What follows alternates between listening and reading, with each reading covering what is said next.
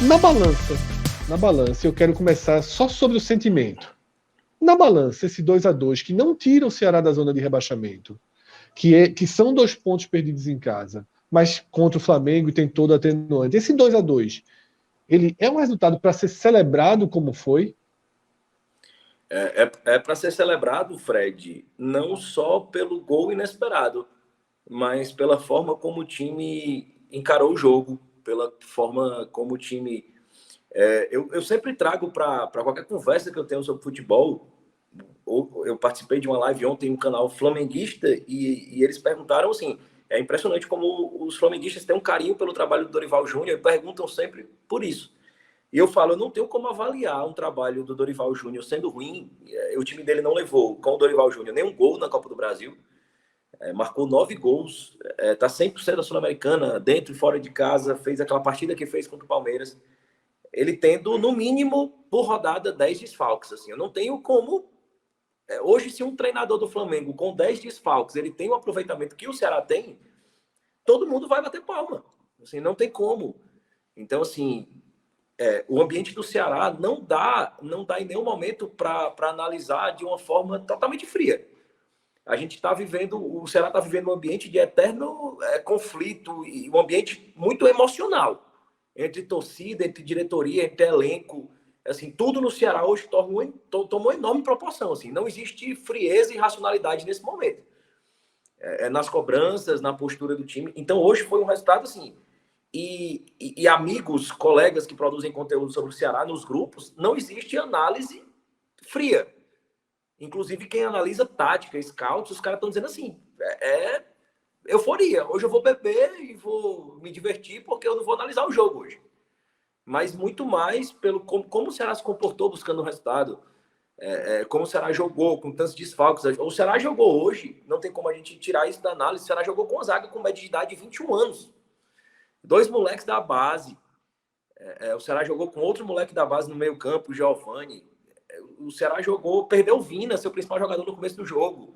Então, assim, todo o contexto foi um placar para se comemorar, muito mais, além de tudo, pela postura, assim, pelo clima que hoje invadiu a arquibancada. Assim, o clima da torcida do Ceará hoje é positivo. A preço de hoje é muito positivo. Então, o gol de Nino ali, ele pode ser uma viradinha de chave, né? Dá essa sensação Exatamente. pelas suas palavras, né? Pelo que eu vi nas imagens, dá uma sensação de viradinha de chave. Mas, Minhoca, aqui tem frieza, sim. Tá? Se a turma dos programas aí do Ceará, do pós-jogo, resolveu hoje tirar a folga, tomar uma e celebrar essa viradinha de chave, aqui a gente tem Literalmente. análise, aqui a gente tem essa análise mais cautelosa, mais fria, e ela é sua, tá? Pode começar aí. Bem, vamos lá.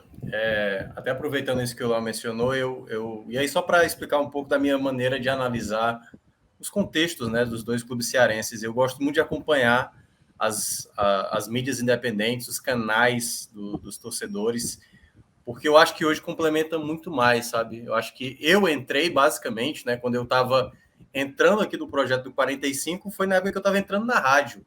Então, de certa forma, eu acho que eu tenho até mais um vínculo próximo a que uma pessoa teoricamente não formada em jornalismo e mais ali vendo o calor do momento, o que é que o torcedor mais fala, e também ponderando. É bom ficar nesse meio tempo porque você acaba abordando um assunto que o outro lado não fala e tentando entrar no assunto mais de maneira mais fria, que de vez em quando o torcedor, quando um comentarista fala, um analista fala, acha que não, porque tá falando isso, tá falando mal, porque obviamente é torcedor do rival e aquela coisa.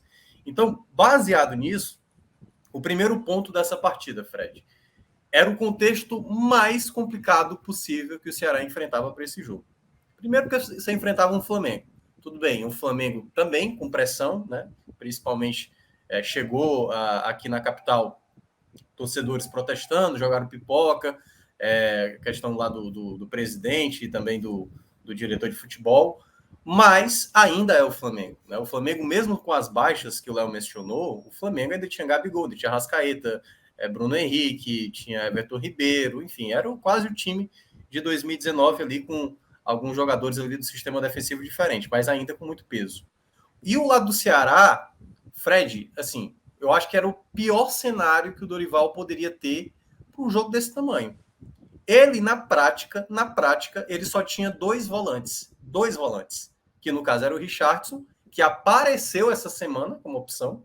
Ele não estava apto, ou seja, ele passou a estar apto para o jogo já no final dessa semana, e a outra opção, que no caso foi o Giovani que atuou, porque Kelvin pode jogar por ali, mas não é tão utilizado. Lucas Ribeiro, por exemplo... O Giovani também está na conta do pode jogar por ali, né? Porque não é muito a dele ser um volante de contenção.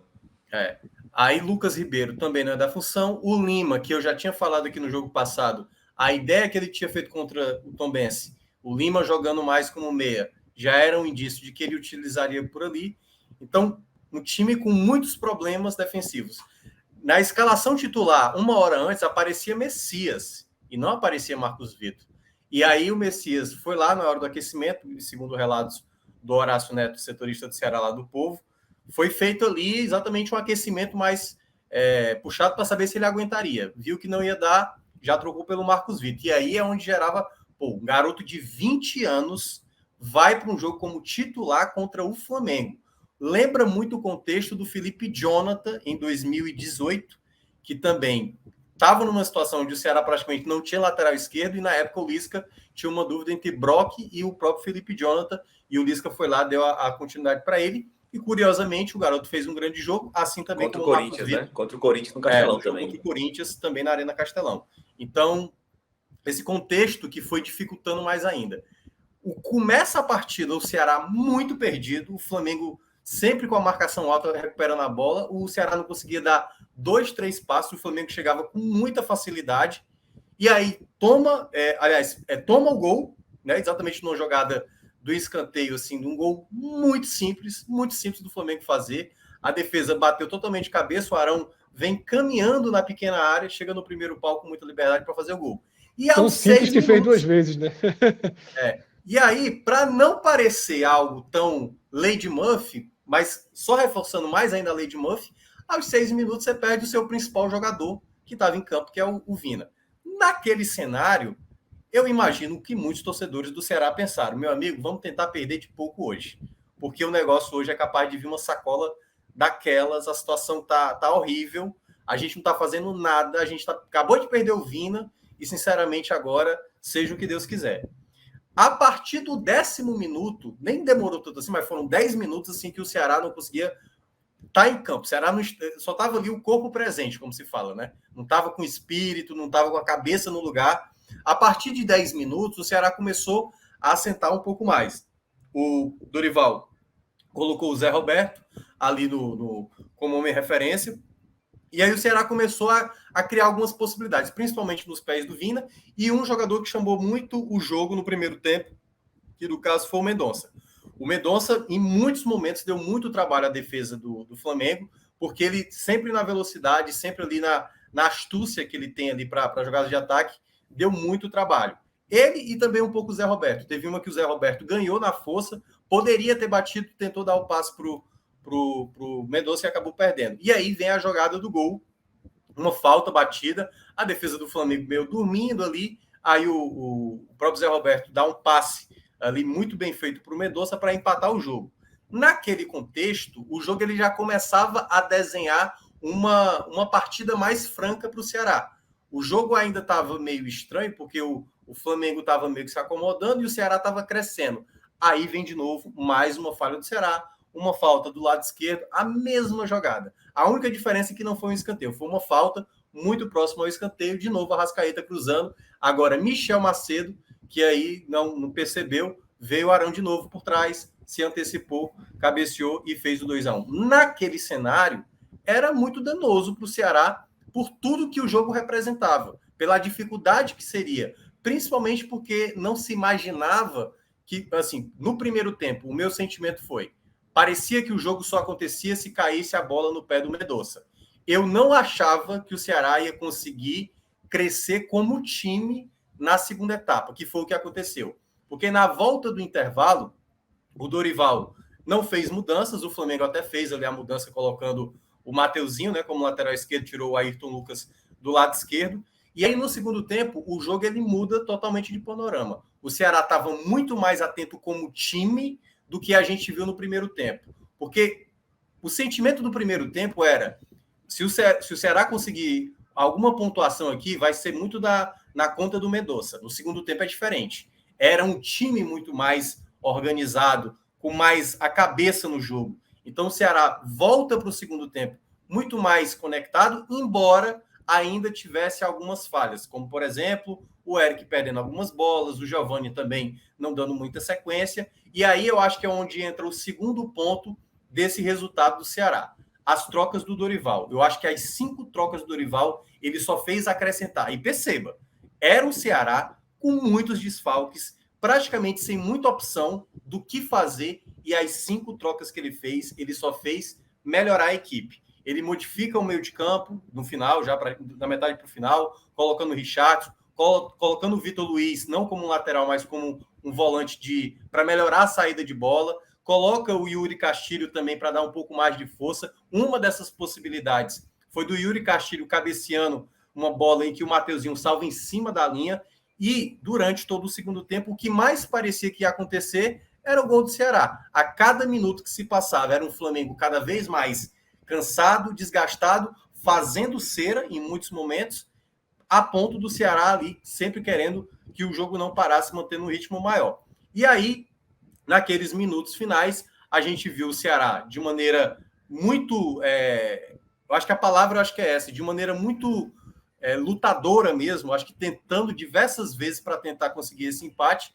Vem uma falta, exatamente batida pelo Nino Paraíba, e aí aquela mistura, né, de muita competência, um pouco de sorte, Hugo, e né, também rapaz, não se firma. a própria incompetência do goleiro do Flamengo, porque também o gol, queira ou não, entra um pouco na conta dele, porque um goleiro do tamanho do goleiro do Flamengo não poderia tomar um gol desse tamanho, mas aí é problema Falha do Flamengo. Muito.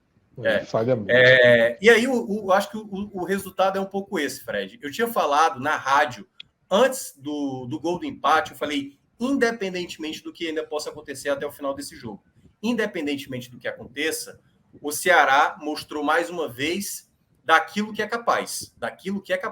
Não é que você vai conseguir manter um nível de atenção todas as rodadas com esse futebol apresentado, mas é importante, em alguns momentos, você conseguir manter isso por um bom tempo. Porque quando você tem esse espírito, algo que a gente não viu do Ceará no primeiro tempo contra o Red Bull Bragantino, no segundo tempo contra o Botafogo, em um determinado momento contra a equipe do Atlético Paranaense, principalmente no começo do segundo tempo, esse Ceará, às vezes, acaba deixando escapar situações que lhe é favorável. Se a gente fala, se em 5 jogos de Série A você só iria pontuar contra Palmeiras fora e Flamengo em casa, os 4 pontos viriam daqui, muita gente ia achar loucura. Mas foi aí onde o Ceará encontrou a sua pontuação. Deixou escapar em jogos, até mesmo que jogos foram até mais propícios para o Ceará, deixou escapar. E aí eu acho que essa é a lição que o Ceará tenta levar para os próximos jogos. Dá para fazer algo a mais em jogos que, teoricamente, não são jogos mais tão complicados. E aí é que esse espírito tem que ser mais adotado nas partidas futuras. Tem uma questão muito forte aí, que é a questão do ambiente, né? Do estádio lotado, que você faz com que seus jogadores, com que seu time cheguem mais perto do limite total. Talvez se a gente tivesse hoje esse jogo e no lugar do Flamengo fosse um Atlético Goianiense, sabe, com 8 mil pessoas, 13 mil pessoas, 15 mil pessoas no estádio, vaiando nos minutos finais, revoltada, talvez o Ceará repetisse comportamentos, né, que foram decisivos negativamente nas outras partidas.